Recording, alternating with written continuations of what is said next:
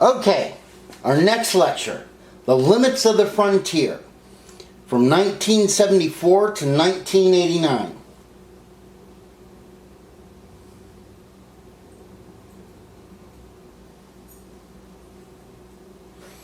Okay, next slide. Now basically we enter into a period of uncertainty. I mean, we were beset by limitations. America was pretty much worn out. Domestically, the economy was going bad. Internationally, our attempts were being questioned. Both Vietnam and Watergate had caused many to critically view our government. Indeed, in the 1974 congressional elections, only 38% of the population even voted. One popular bumper sticker at the time said, "Don't vote, it only encourages them." And despite the fact that we're approaching our 200-year birthday, many believe that our best days were behind us.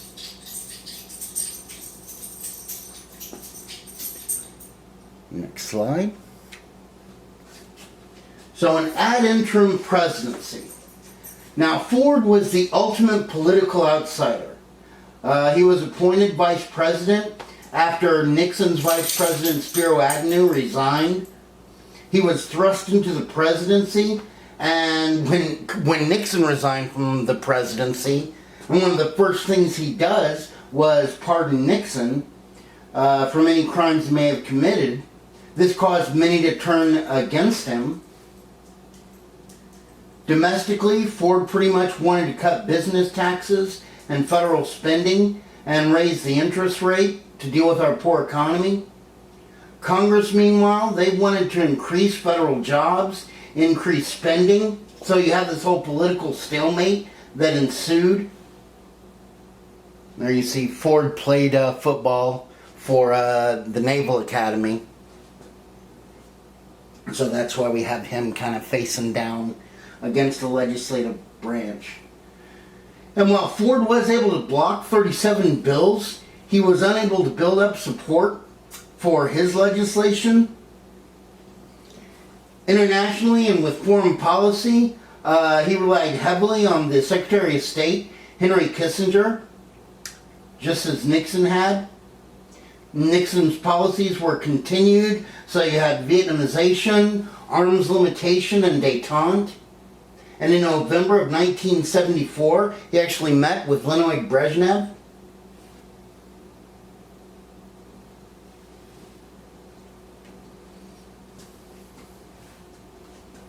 Ready for the next slide?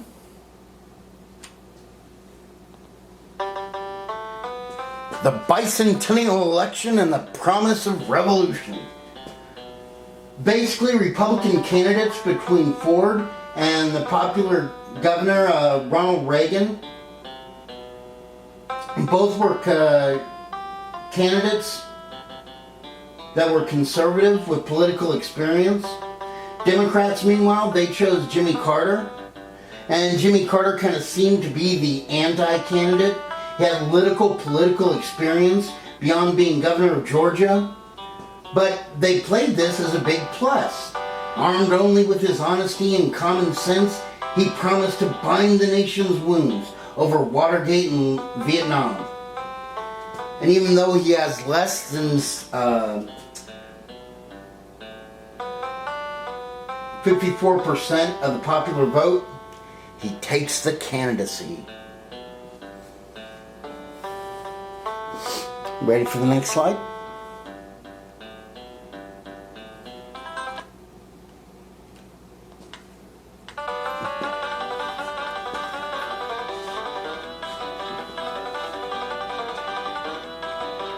And so basically, once he gets in, he had big plans. He pledged that his honesty and hard work would make all of Washington work again.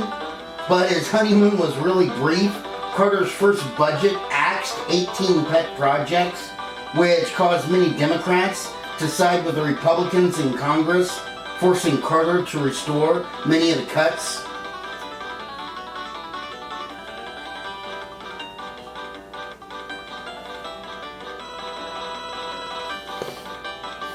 Alright, getting ready to go to the next slide. Oops. Okay, one of the first things we had to attack was we had to stop our reliance on foreign oil because of the high energy prices. By this time, we had imported 60% of our oil. It was called an energy crisis because of our vulnerability to dwindling oil supplies, wasteful energy consumption, and political embargoes. A change was needed, and Carter took steps to reduce our dependency with a fervor that was the moral equivalency of war to Jimmy Carter. Now, America was asked to do two things. The first were personal changes. Like he told people to start wearing sweaters instead of turning up the thermostat.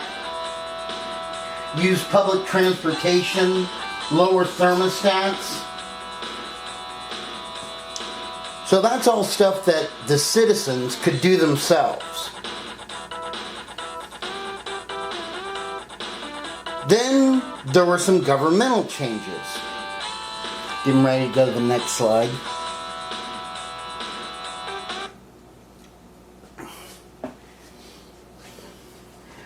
More than 113 energy proposals were made.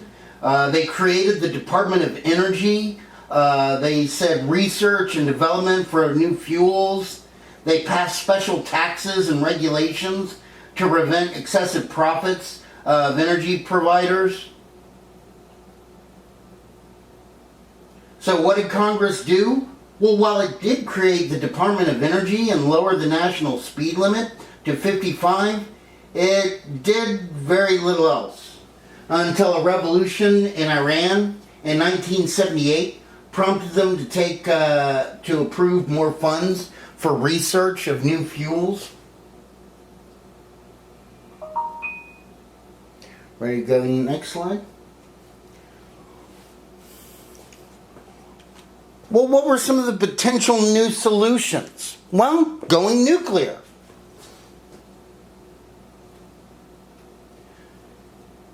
I mean, the potential danger was scoffed at first because it seemed like such a good source of energy. Until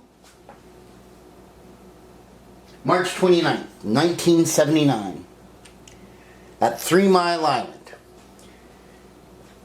A nuclear power plant near Harrisburg, Pennsylvania, where it had a terrible accident where a radioactive cloud was released. The partial meltdown of the core was halted after more than 2 weeks to shut down the reactor. And in response, basically a lot of companies, more than 30 energy companies, canceled their contracts to build reactors. Of course, the funny thing is, 3 Mile Island, the nuclear base, is still in operation. It had a total of 4 reactors, and the other 3 reactors are still up and running.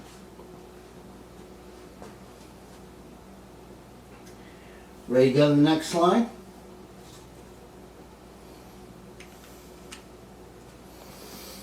Well, Carter's economic policies did very little to curb the skyrocketing inflation. Now, he tried to tighten credit and raise interest rates with no wage or price controls. And by 1980, the inflation was at 14%. The world economy was nipping at our heels.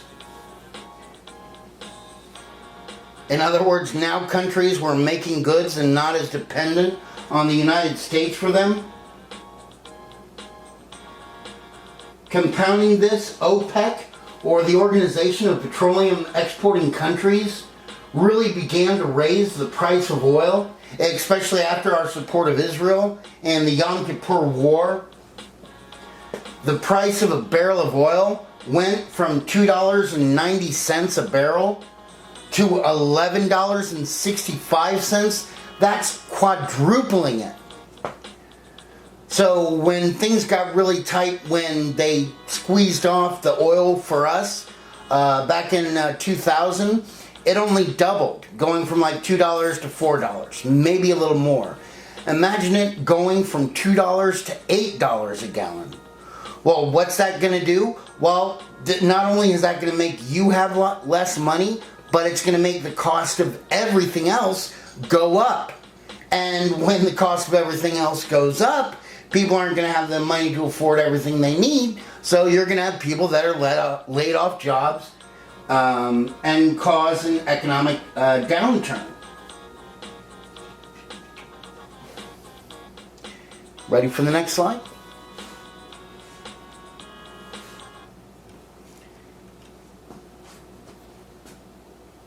And all along the Rust Belt, an industrial area stretching from New York to Wisconsin, in what had been a vibrant economic area, factories were closing their doors. Basically, it became known as the Rust Belt, as it lost 42% of its factory jobs, 14% of its population, and a skyrocketing crime rate of more than 200% from 1969 to 1981.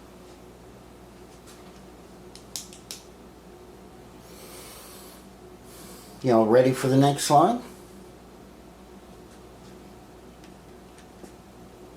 Carter's foreign policy.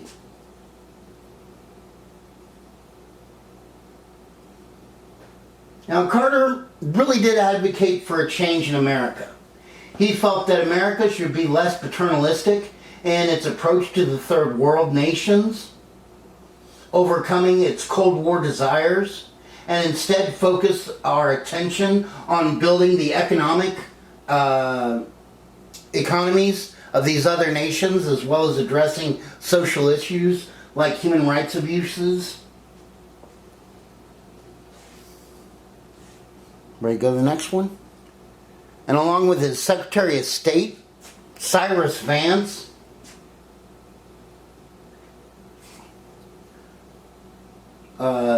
their desire to place the focus on more human rights came to the forefront. This was first tested in Latin America, namely in Panama, where Carter wanted to return the Canal Zone to Panama by 1999. This was exceedingly unpopular with the United States. Indeed, 80% of all Americans were against it. I mean, we had built it, we had run it, and its strategic importance caused many to want to keep it.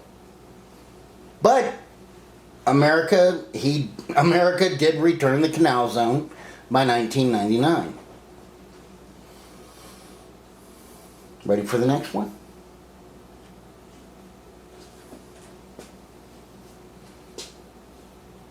Next, we have Nicaragua. Basically, Carter wanted to utilize economic pressure to stop abusive governments in both Nicaragua and El Salvador. And in 1979, he stopped military and financial aid to Nicaragua. This in turn led to a coup d'etat of the government by the Marxist Sandinistas. And in hopes to improve relations and secure passage of a moderate human rights reform in the new government of Daniel Ortega, Carter provided $75 million in aid. Ortega, however, responded by merely establishing closer ties to the Soviet Union, just as Fidel Castro in Cuba had done. And meanwhile, Carter's support for Jose Durante, the war-torn El Salvador, led to little in gain. And so in response, many conservatives and liberals felt that Carter's aid to Ortega was foolish.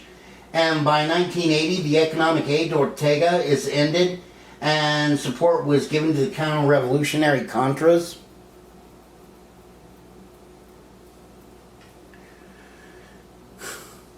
Ready for the next slide? The Camp David Accords. Now, guys, this is something where Jimmy Carter did the miraculous. I mean, you've heard every president saying they want to do something about the Middle East. Well, Carter actually did it. Carter's new report, which attempted the impossible to bring peace between Israel and our Arab neighbors. Carter invited Egyptian President Anwar Sadat and Israeli Prime Minister Menachem Begin for peace talks at the presidential retreat at Camp David in Maryland in September of 1978. By the way, Camp David was built by the Civilian Conservation Corps. Hey, hey. Ready for the next slide?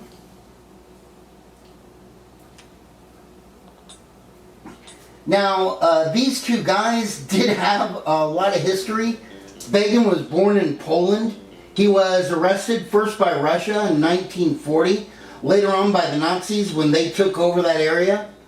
He was able to escape to Palestine, where he became familiar with fighting for freedom. First against the British, like you had the Camp David Hotel, where he and a squad went in, dressed as waiters, and they had those long tables that have the tablecloths over them. Well, underneath that was explosives. And they brought in all these explosives, and they left the hotel. Then they called the hotel saying, hey, look, in 5 minutes, all this stuff is going to explode. We brought in bombs, and apparently they didn't believe them because it did wind up killing 24 British soldiers who were in the bar. Meanwhile, Anwar Sadat, he was basically the protege of Abdul Nasser, a guy who they'd fought against the British, and basically they had won their independence. And of course, Nasser had led wars against Israel, as had Sadat. So these are the two sides going against each other. Ready for the next slide?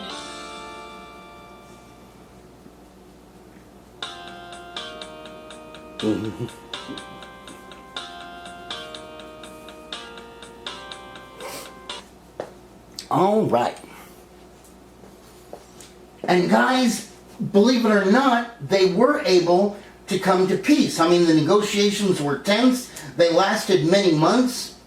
But Carter was able to achieve the unbelievable. Egypt recognized Israel's right to exist, and Israel returned the Sinai Peninsula to Egypt, a territory it had taken during the Yom Kippur War. And the agreement was finalized on March 26, 1979. Of course, you might find it interesting that Israel is the top recipient of American foreign aid, and guess who the number 2 recipient of American foreign aid is? Egypt. Well, how does the world react? Well, they were both awarded the Nobel Peace Prize for their step forward. But Arab leaders in the Arab world condemned this brazen step. Indeed, during a military parade on October 6, 1981, Anwar Sadat was assassinated by one of the members of his military. Menachem Begin, there was an assassination attempt on him. It, however, was not successful.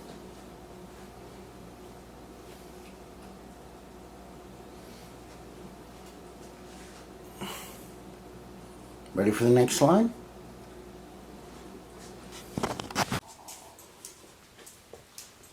The collapse of détente. Now, Carter really tried to thaw the icy relations between the communist regimes in America. In success, by January of 1979, the People's Republic of China was politically recognized by America, and we wanted to continue arms limitations with the Soviets, so we signed the SALT II Treaty, which limited the number of strategic nuclear missiles in June of 1979. This agreement, however, was opposed by the legislative branch.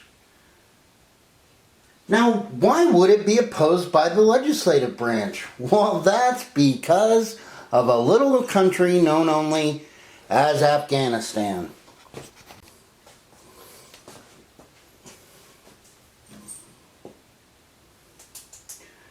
Okay, with the Soviet invasion of Afghanistan in 1980, Carter asked the Senate to withdraw the consideration of the treaty. Now wait a minute, why was Afghanistan so important? Well, before we talk about that, we need to talk about what's on the next slide. Y'all ready? Iran. Now, America had great relations with the leader of the oil-rich nation, Iran. Their leader, the Shah Pahlavi, was seen as a great leader who had created an island of stability in a turbulent corner of the world. As such, he was given billions of dollars in weapons and financial aid. But his regime became more and more increasingly repressive, causing many of his own people to turn against him. Ready for the next slide?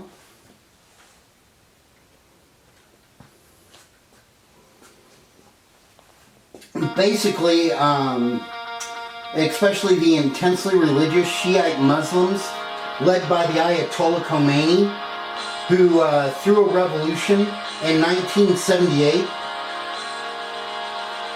forcing the Shah out. By February of 1979, he fled to the U.S., and the new government blasted America as a great Satan. Carter responded by ending all economic and military aid to Iran. We ordered our ambassadors home and reduced the embassy staff. Relations remained tense until October 22nd. And on that day, the exiled Shah entered a New York hospital for cancer treatments. The fact that basically we let him into the hospital infuriated many in Iran. And on November 4th, they stormed the embassy in Tehran and took the remaining staff of 66 hostage after parading them through the streets.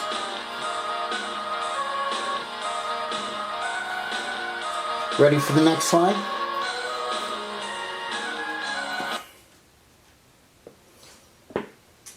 Basically, they said that they wouldn't be released unless the Shah was returned to Iran for trial. And to respond, Carter took the advice of Vance, who wanted to negotiate for the release. And through doing that, they were actually able to secure freedom for 13 of the hostages, but no more.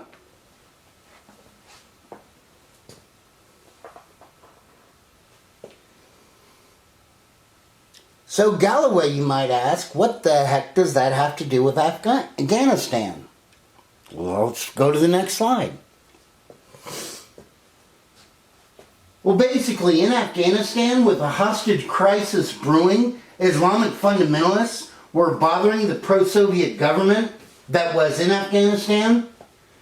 Also, you have the Soviets afraid that this discontent might spread and stir up unrest in the southern republics of the Soviet Union. So, the pro-Soviet government said, give us troops. And the Soviets says, oh my gosh, we can't let this thing get out of control. And their premier sends in 80,000 troops to occupy the country. Now this was a strategic threat to the Persian Gulf, especially as we had just lost an ally in Iran. So Carter responds by reinstating the registration for the draft for all 18-year-old males, by placing economic sanctions on the Soviet Union, a boycott of the 1980 Summer Games to be held in Moscow, and economic and military support for the Mujahideen, which the Mujahideen today we call the Taliban. And he issues the Carter Doctrine. Basically, it stated that the U.S. would use force to repel any nation that attempted to take control of the Persian Gulf. What happened in Iran, as well as Carter's popularity, plummets to near 30%. So he tries a helicopter rescue of the hostages. That he gets H. Ross Perot to help him out. H. Ross Perot is the guy who basically paid for the Perot Museum. Made a lot of money with EDS, or electronic data systems.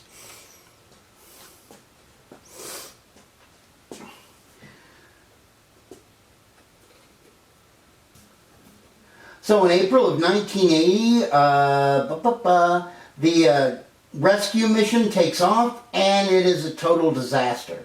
American forces lost vital equipment, including 3 helicopters in a sandstorm, and the mission was pretty much scrapped. Now, diplomatic efforts did continue. The Shah, he died of cancer. On our new ally in the area, Iraq, they declared war on Iran, causing them to need the assets that Carter had frozen. And on January 20th, 1981, the hostages finally reached freedom after 444 days of captivity. There's only one kind of problem with this. That was the same day that Ronald Reagan entered the presidency.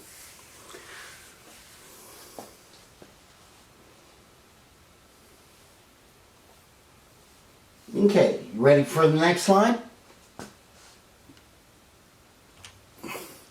Now, the election of 1980. Basically, inflation had reached 12.4%. Unemployment was near 8%. For Reagan, the Republican choice for president was a clear alternative to Carter. Reagan argued that the federal government was too large and powerful, restricting individual rights and free enterprise. He promised to lower taxes and reduce the role of government, freeing American ingenuity and competitiveness. He was an effective campaigner who often used humor. For example, he said a recession is when your neighbor loses his job, a depression is when you lose yours, and recovery is when Jimmy Carter loses his. Drawing voices from the Sun Belt as well as the West who were chafing against federal regulations, you had what was known as the Sagebrush Rebellion that broke out.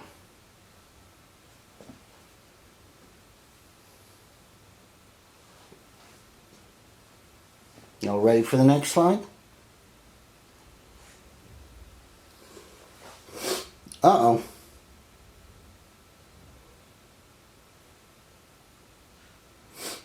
Give you time to write that out.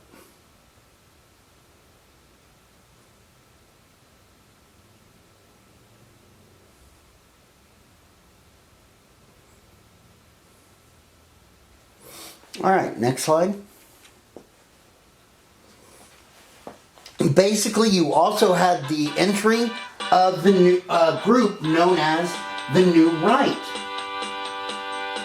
This was a conservative movement that opposed the political and social reforms that had happened in the late 1960s and demanded less government intervention in the economy and a return to traditional values. They attracted many with the hope of economic and social stability. And when the voting smoke cleared, Reagan was victorious, having 51% of the popular vote, but 91% of the electoral vote, 489 votes to 91 of Jimmy Carter's. And basically, America enters a new conservative era.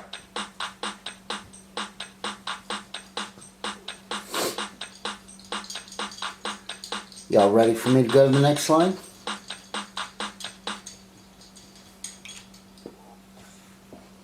Now, the moral majority and the New Right.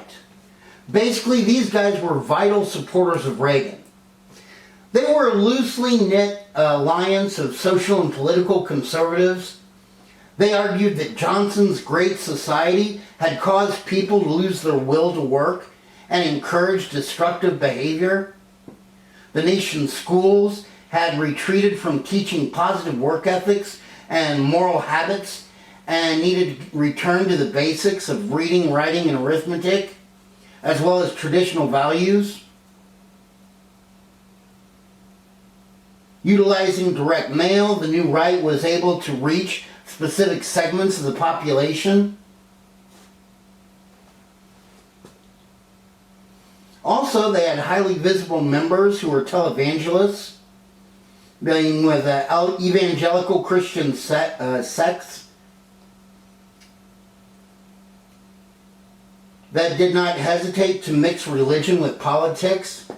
Like Jerry Falwell's Moral Majority was a political lobby that reached more than 500 television and radio stations, in turn getting their message out to millions of Americans.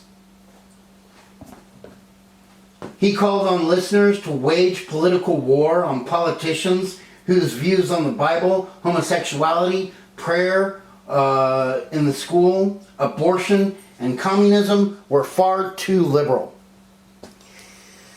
Indeed, my grandfather was a part of this, and basically every Sunday he'd drive around to churches handing off the little pamphlets, letting people know who they should vote for and they shouldn't vote for.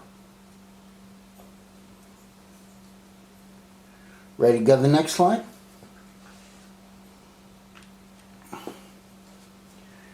Reaganism. Well, Reagan had two specific strengths. He had a clear vision of the type of America he wanted and an unusual ability to convey that image to the American people. He was a very hands-off president, very laissez-faire. His plan to restore the economy was to suppress the cost of social programs, increase military spending, and reduce taxes and government restrictions.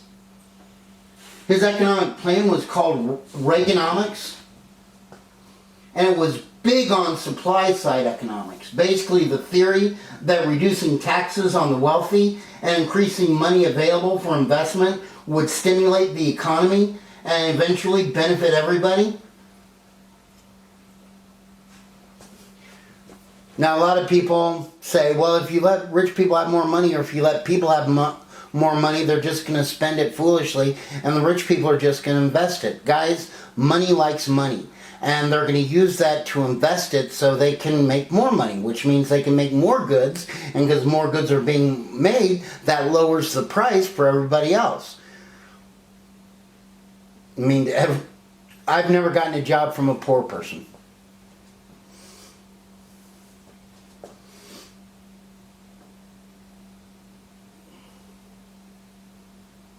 To combat inflation, he kept interest rates high, and to stimulate personal and business growth, Reagan reduced taxes. Indeed, his 1981 Economic Recovery Tax cut income and business taxes 25% across the board. He raised military spending, but because you're making less money, or actually your revenues actually do increase, as it's kind of like what Trump did, but you're going to have to cut your costs. So he cut more than $2.5 billion from social programs, including food stamps, aid to families with dependent children, job and housing programs. He reduced the money paid to states for Medicare and Medicaid.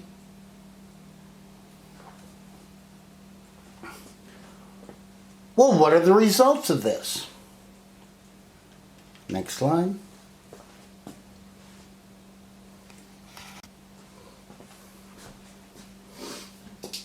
Basically, inflation dropped from 14% down to only 4% by 1982, but the economic growth hoped for failed to materialize. Indeed, unemployment rose to over 10%, and a lot of small businesses and farms faced bankruptcy.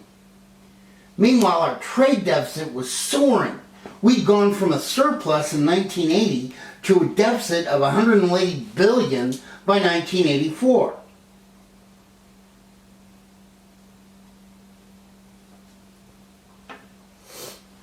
Ready for the next slide? The power of money. Well, in 1983, the recession ended. Inflation was at 4%. Employment was dropping actually now to 7.5%. Well, what caused it? Well, we had many new opportunities that were created in like miniaturization, satellite transmission, and the video cassette recorder, personal computer, were all creating new opportunities. Indeed, you have this whole culture of success that began to fill all media. Donald Trump called himself the king of the deal, the mega deal. Many young Americans began to search for personal economic gain.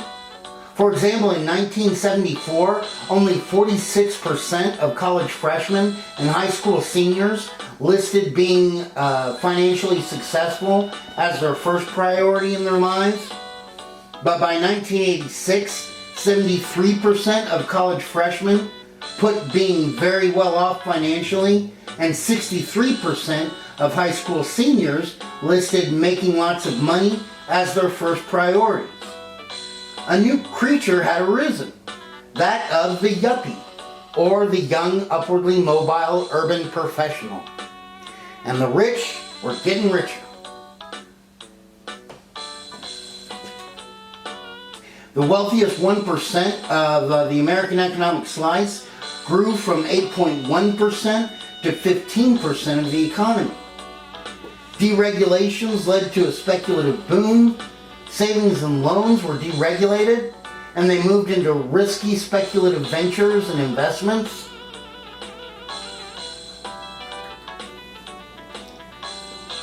Ready for the next slide? But all of this comes at a price, because remember, we have the cuts in social programs. So the poor, well, they get poor. The reduction of social programs reduced people on the welfare rolls, but the number of people living in poverty and homelessness increased. The federal trade deficit still persisted. I mean, the West Coast was doing well, but the Rust Belt was still rusting. And during this time, the wages of many American workers had actually declined.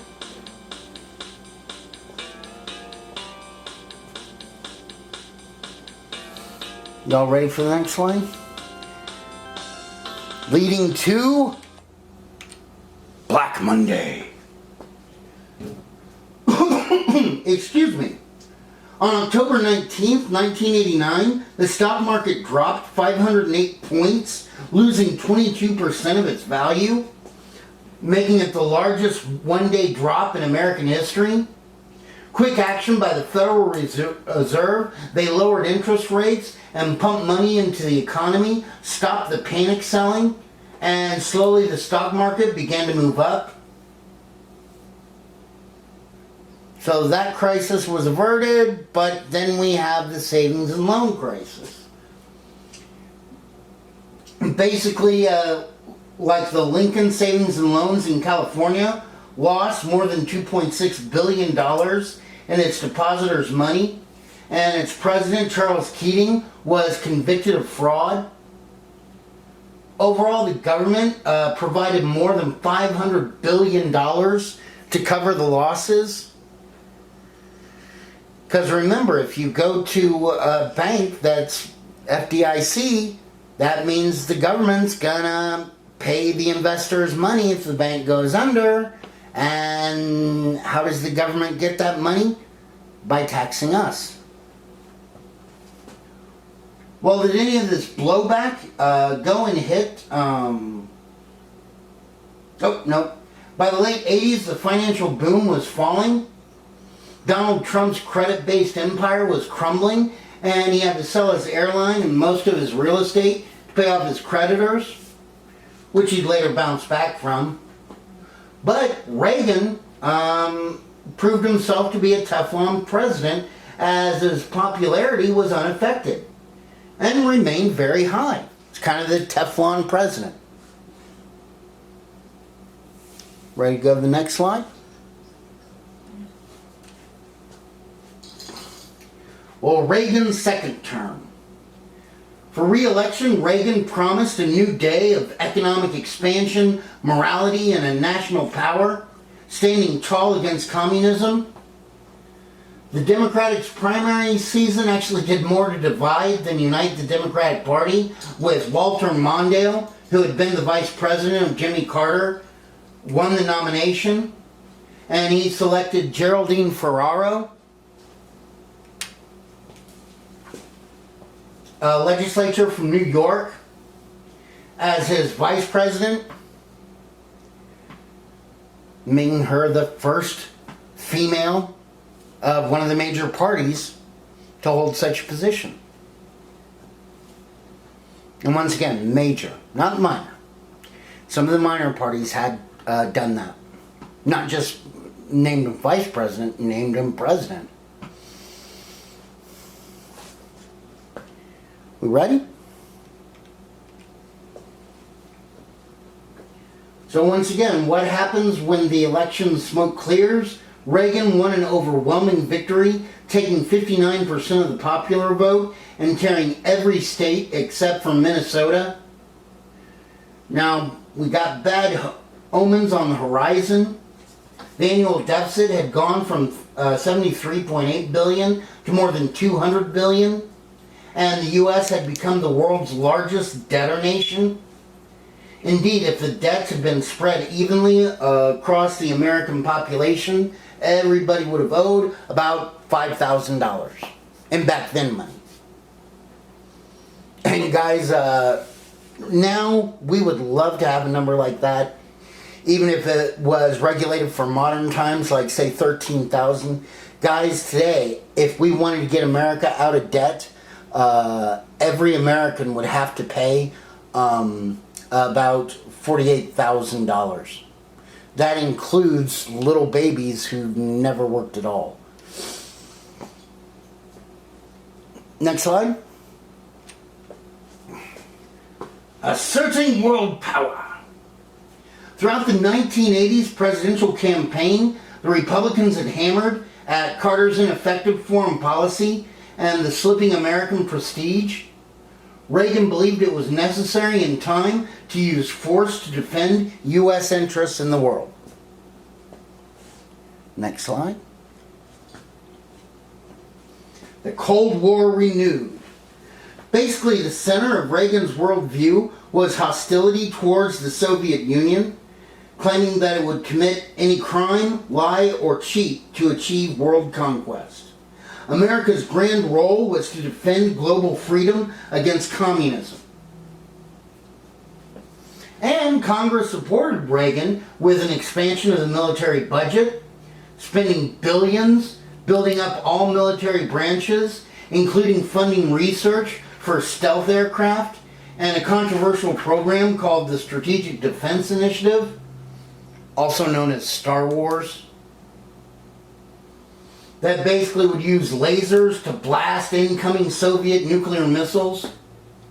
And between 1983 and 1989, more than $17 billion were spent on the program. Now, some people think that's a lot of money, but guys, we said we had this, and the Soviets were trying to figure out what it was and how they could fight against it, so they probably spent even more than $17 billion. Next slide.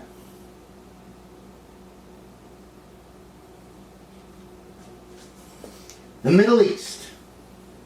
Well, in Afghanistan, the CIA continued to fund and supply the Mujahideen, which Reagan called freedom fighters, even though now we call them the Taliban. Next slide. Arab-Israeli problems are continuing to fester. Yasser Arafat's Palestine Liberation Organization, or PLO, was committed to securing a separate state for the Palestinians and increased its raids against Israel, including raids planned in neighboring Lebanon, where the terrorists would attack out. They'd attack out of it and return into Lebanon for safety.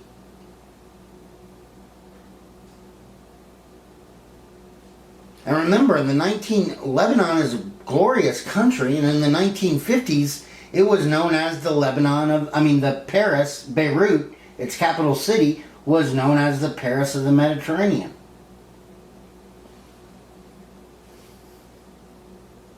I want to see if it's on the next slide or not. We can stick over here for a little bit. Basically, in 1982, Israeli forces invaded Lebanon and drove north, with stability in Lebanon totally collapsing, with a civil war begun. Now we go. So how did the world react? They want to send in an international peacekeeping force, and the American troops quickly became a target. Indeed, in April of 1983, the terrorists attacked the American embassy, killing 63 people. And in October, a suicide driver rammed a truck filled with explosives into the Marine barracks at the Beirut airport, killing 241 Marines. So, in January of 1984, the U.S. withdrew its forces from Lebanon, leaving Israel in control of the south and Syrian forces in control of the north, and basically civil war was ravaging the country.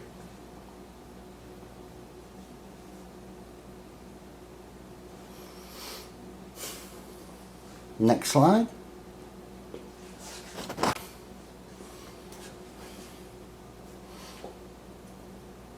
Meanwhile, Iran and Iraq, who had gone to war in 1980, basically third parties were used to funnel weapons to both sides.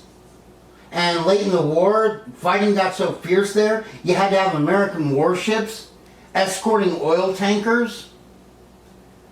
The war ended in 1988 at the cost of more than 2 million lives. And basically one of the reasons why we had why those two sides fighting each other was benefiting us, and why we gave them weapons, is because they could have been a military threat to the region, both nations.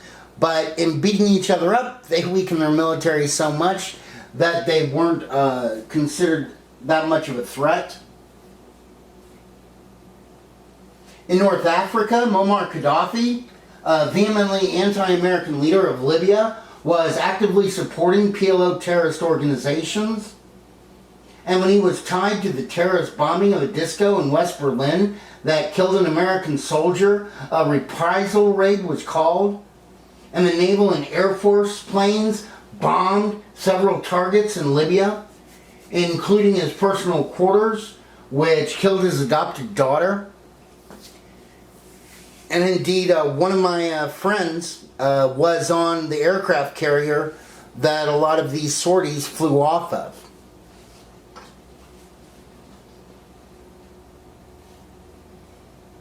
Ready for the next slide? Meanwhile, in Central America and the Caribbean, Reagan was especially sensitive about communism in this area. This is best displayed by his actions in regards to Grenada, a tiny island that had a pro-Marxist government since it gained its independence from Britain back in 1979. By 1983, however, a new government was put in place that was building close ties with communist Cuba, who promised to build them a runway. This was a potential threat to American interests in the area, as well as 500 American students who were attending a medical school on the island.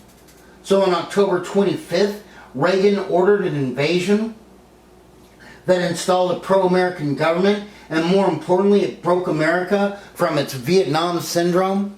You know, that whole thing of, oh, the American military can't win a war. Oh yeah, that's it, my coffee.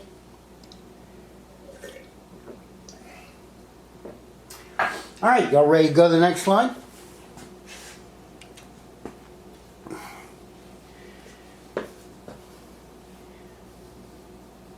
Meanwhile, Reagan's commitment to stopping communism in Central America led him to spend billions of dollars in aid to El Salvador and support of the Contra freedom fighters in Nicaragua, despite reports of human rights violations and death squads.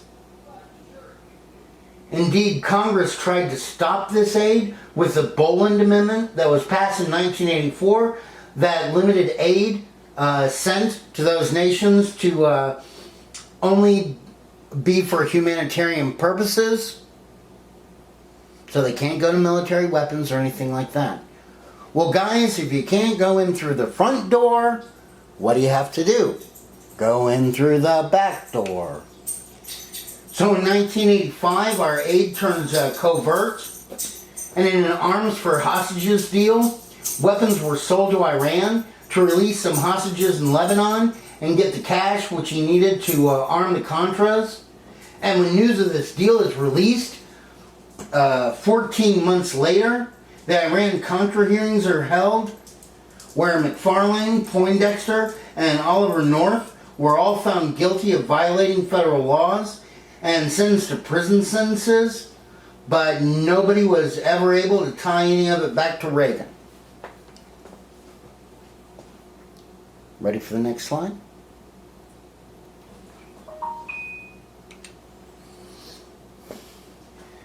Meanwhile, Reagan and Gorbachev, during his first term, Reagan made no attempt to improve relations at all with Russia.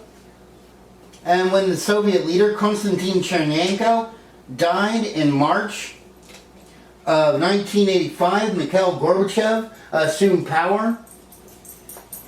And Gorbachev desperately wanted to jumpstart the Soviet economy. So he brought some reforms into the system. Reagan responded by inviting him to the U.S., and even though that invitation was turned down, when they finally do meet at a Geneva summit, they both left with a deep respect for the other. Ready for the next slide?